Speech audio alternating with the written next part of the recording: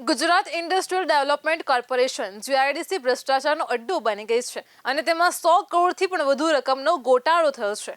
આવું કોઈ બીજું જ કહેતું નથી, પરંતુ જીઆઈડીસીના ઓડિટ રિપોર્ટ કહે છે। કેટલી ઔદ્યોગિક વસાહતોમાં થયેલા કામકાજમાં ગોટાળા થયા હોવાનું આ રિપોર્ટમાં જણાવાયું છે। તેની સાથે કામકાજ માટેના નિર્ધારિત માપદંડોનું પાલન પણ થયું ન હોવાનું આ અહેવાલમાં જણાવાયું છે। આ રિપોર્ટ પર શંકાની સોય સીધી જીઆઈડીસીના ચીફ એન્જિનિયર રમેશ ભગોરા સામે અને નેક્સ્ટ્રંગ એન્વાયરો પ્રાઇવેટ લિમિટેડ નામની કંપની સામે ટંકાઈ છે।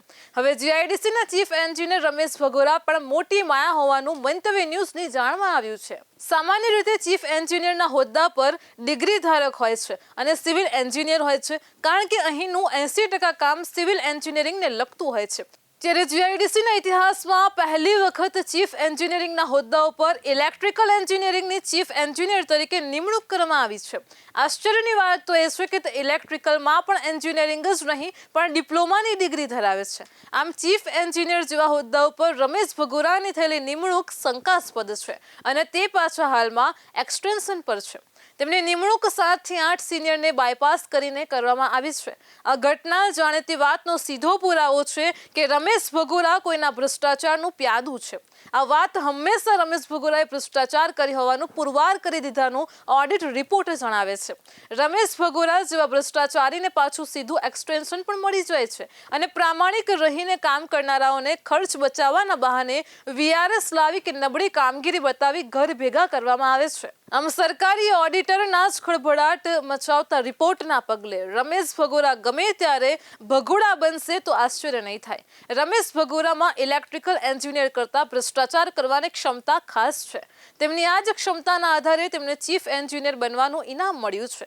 તેમણે તેમની ભ્રષ્ટાચારની આગવી ક્ષમતા જીઆઈડીસીમાં બરોબરની બતાવી છે અને તેમની નિમણૂક અંગે માનવામાં આવે છે કે માનીતી કંપનીઓને જીઆઈડીસીના કોન્ટ્રાક્ટર મળે તે હેતુથી રમેશ ભગોરા ગોઠવવામાં આવ્યા છે। ભગોરાએ તેમની ગોઠવણ બરોબર થયા પછી તેમણે અનેક ગોઠવણ કરવા માંડી હતી। તેમણે તેમની સત્તાની બહાર જોઈને કેટલી મંજૂરીઓ આપી હતી। ઉદાહરણ તરીકે જોઈએ તો મેસર્સ નેક્સ્ટ્રંગ એન્વાયરો પ્રાઇવેટ લિમિટેડને જીઆઈડીસીનું ટેન્ડર મળી ગયું। તેના પછી કંપનીએ જે ભાવે ટેન્ડર મળ્યું હતું તેના કરતાં તેને 100 ગણું એક્સેસ આપવામાં આવ્યું। એક્સેસ એટલે કે ટેન્ડર રજૂ કરનારી કંપનીઓને કામકાજના ખર્ચમાં વધારો થાય તો તે વધારો આપવાની સત્તા હવે જીઆઈડીસીના ચીફ એન્જિનિયર તરીકે રમેશ ભગોરા આ માટે ફક્ત 10% સુધી મંજૂરી આપવાની સત્તા ધરાવે છે। આમ છતાં પણ તેમણે કયા અધિકારની રૂએ કંપનીને 100% એક્સેસ એટલે કે ખર્ચ વધારો મંજૂર કર્યો તેવો સવાલ તેમને ઓડિટરે પૂછ્યો છે।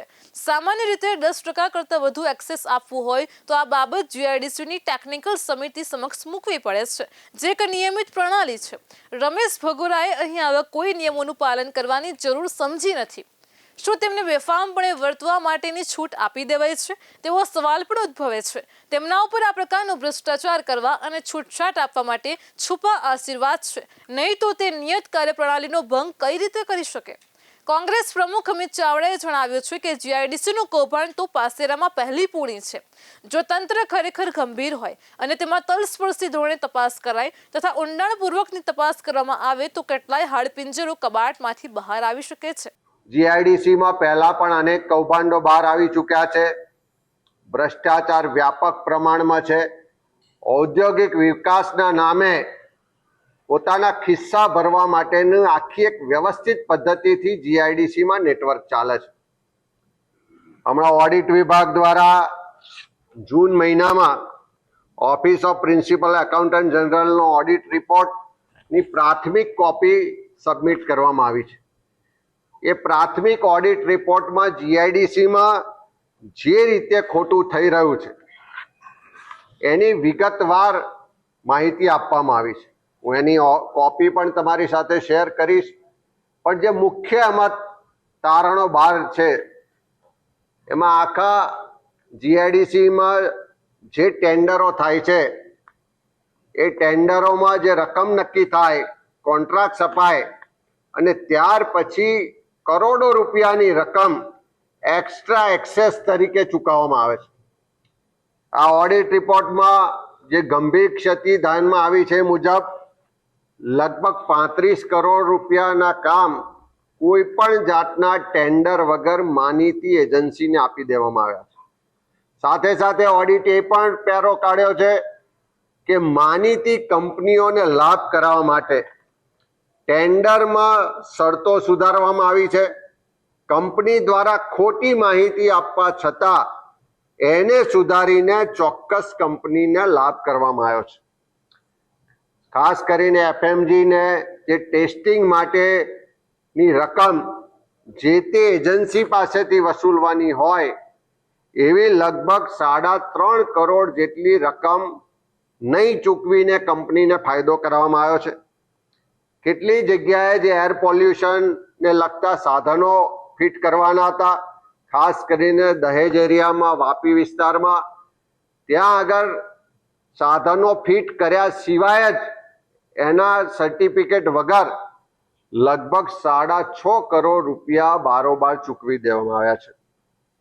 પહેલેથી જ ટેન્ડરમાં નક્કી થયું હોય કે ઉપભોક્તા માટેની વસ્તુઓ છે, એટલે જે ટેન્ડરની એજન્સી છે એ એજન્સીએ પૂરી પાડવાની હોય, પણ પાછળથી શરતો સુધારી અને એનો ખર્ચ પણ જીઆઈડીસી દ્વારા કરવામાં આવ્યો ને એમાં પણ લગભગ 3 કરોડ કરતાં વધારેની રકમ આ એજન્સીઓને ફાયદો કરાવવામાં આવ્યો છે.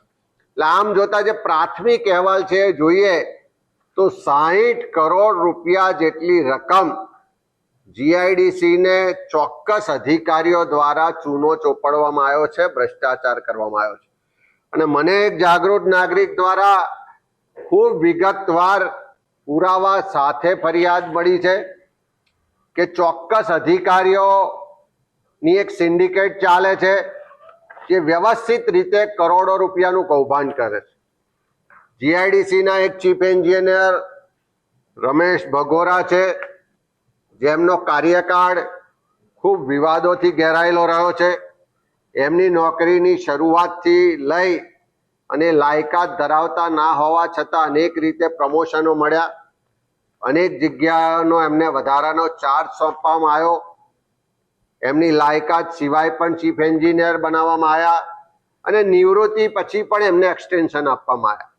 એની જે ફરિયાદો અને વિગતો મળી છે મુજબ છેલ્લા એમના કાર્યકાળ દરમિયાન 150 કરોડ રૂપિયા જેટલી રકમના એક્સ્ટ્રા એક્સેસના બિલો ચૂકવવામાં આવ્યા છે.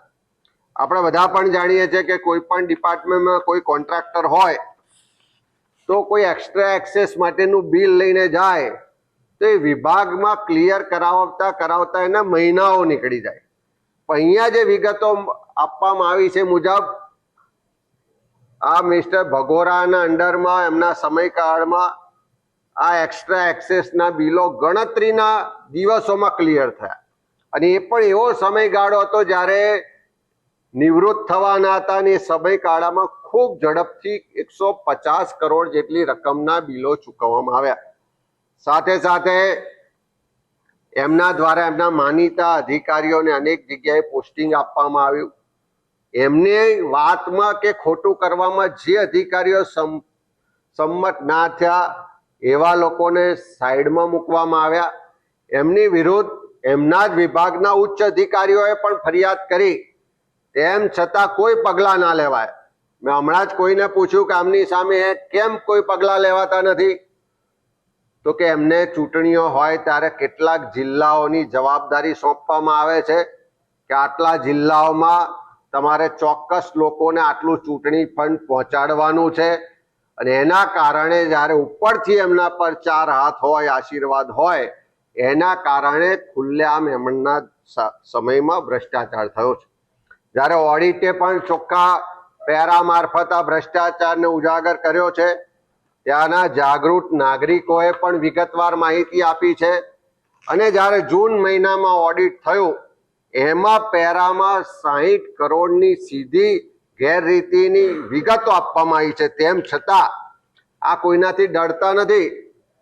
1 જુલાઈના રોજ ફરી એક ટેન્ડરમાં 30 કરોડ રૂપિયા કરતાં વધારે રકમનું એક્સેસ ચૂકવણું કરવામાં આવે છે. એનો સ્પષ્ટ મતલબ છે કે કોઈના ડર વગર આ તો ફક્ત એક જ વર્ષના ઓડિટ રિપોર્ટની વાત થઈ. અગાઉના વર્ષોની તો કોઈ વાત કરતું નથી. વિપક્ષનો દાવો છે કે રમેશ ભગોરાના કાર્યકાળ દરમિયાન 150 કરોડથી પણ વધુ રકમનું એક્સેસ ચૂકવાયું છે. બીજા શબ્દોમાં કહીએ તો આટલી રકમનો ભ્રષ્ટાચાર જ કહી શકાય. જીઆઈડીસીમાં એજન્સીને કે કંપનીને કોન્ટ્રાક્ટ આપવામાં આવ્યા પછી કરોડો રૂપિયાની રકમ એક્સ્ટ્રા એક્સેસ તરીકે ચૂકવવામાં આવે છે. ઓડિટ રિપોર્ટમાં જણાવ્યું છે કે આ રીતે લગભગ 35 કરોડ રૂપિયાની એક્સ્ટ્રા એક્સેસ એટલે કે વધારાની રકમ કોઈ પણ પ્રકારના ટેન્ડર વગર ચૂકવી દેવાય છે.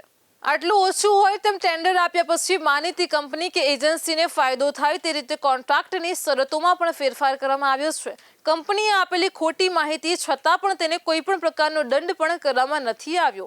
આટલું ઓછું હોય તેમ ટેસ્ટિંગ માટે વસૂલવામાં આવતી લગભગ 3.5 કરોડની રકમ પણ ન વસૂલીને તેને ફાયદો કરવામાં આવ્યો છે અને સરકારી તિજોરીને ફટકો મારવામાં આવ્યો છે. આ અંગે જીઆઈડીસીના નવા નિમાયેલા વડા ડી.કે. પ્રવીણાએ તેમની સામે સીએમ સુધી ફરિયાદ કરી હોવાનું જાણવા મળ્યું છે. દહેજ અને વાપીની જીઆઈડીસીમાં તો પ્રદૂષણ માટેના સાધનો ફિટ કર્યાનું સર્ટિફિકેટ આપ્યા વગર 6.5 કરોડ રૂપિયાની રકમ બારોબાર ચૂકવી દેવાયોનું ઓડિટ રિપોર્ટમાં કહેવાયું છે. લોકો કમસે કમ ખોટું બિલ કે ખોટું પ્રમાણપત્ર પણ રજૂ કરે છે. અહીં તો આવું કોઈ ખોટું બિલ કે પ્રમાણપત્ર પણ લેવાયા નથી. આમ વિપક્ષની વાત સાથે સંપૂર્ણપણે સંમત ન થઈએ તો પણ ભગોરાના ભ્રષ્ટાચારનો આંક 100 કરોડ રૂપિયાએ તો પહોંચી જ ગયો છે, કારણ કે તેમને ભ્રષ્ટાચારનું એક્સેસ મળ્યું છે.